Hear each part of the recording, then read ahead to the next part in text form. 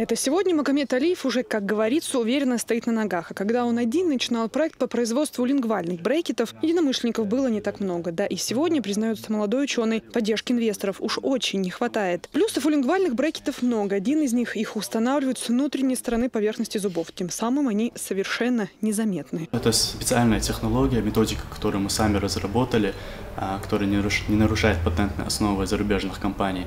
И на самом деле эффект такой же, в принципе, но это намного удобнее для человека носить такие брекеты, потому что они не мешают человеку. За год-полтора у человека становятся идеально красивые, ровные зубы. Например, в Германии, когда врач заказывает там лингвальный брекет, он отдает 2000 евро на одного пациента. То есть это разница в цене очень большая, плюс у нас некоторые преимущества есть. Проект выпускника ЧГУ уже реализован в жизнь. На базе Республиканской стоматологической поликлиники работает лаборатория по производству брекетов. Опытный врач-ортодонт готов провести необходимую процедуру по минимальным ценам. В среднем по стране это стоит 200 тысяч рублей, однако в Чечне эта цифра варьируется в районе 50 тысяч. Мы помогаем им участвовать в конкурсах, помогаем им открывать свои малые инновационные предприятия, просто предприятия. Мы их консультируем, мы организуем тренинги, мы организуем семинары, вебинары.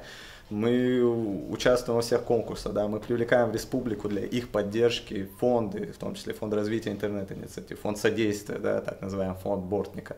В общем, ведем, скажем так, обширную программу для того, чтобы, во-первых, выявить таланта, во-вторых, поддержать его и, в-третьих, развить, чтобы вот он достиг таких результатов. Магомед Алиев не отчаивается, как говорится, расширяет круг общения, чтобы его проект развивался. Например, наша делегация принимала участие в федеральном конкурсе технологических стартапов, по результатам которого авторы получают интенсивное развитие и возможности по привлечению инвестиций. Это конкурс, который помогает стартапам начать свой путь, найти инвесторов, они помогают им продвигаться, дают полезные советы, говорят, на какие ошибки не допускать.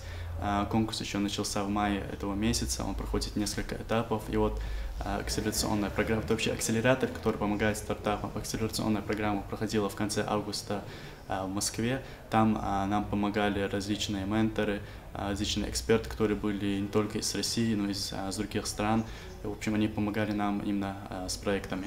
И там также участвовали некоторые инвесторы, которые, если заинтересуются проектом, могли уже дальше контактировать с нами и привлечь дополнительные инвестиции в наш проект. Инотеч – это новый резидент технопарка ЧГУ. Это единственная в России компания с собственной технологией производства лингвальных систем, которая включает полный цикл внедрения, начиная от процесса 3D-сканирования и 3D-моделирования. Все это существует не только на бумаге, но и в жизни. Алевтина Бенедиктова, Султан Умаров и Луиза Юнусова. Новости.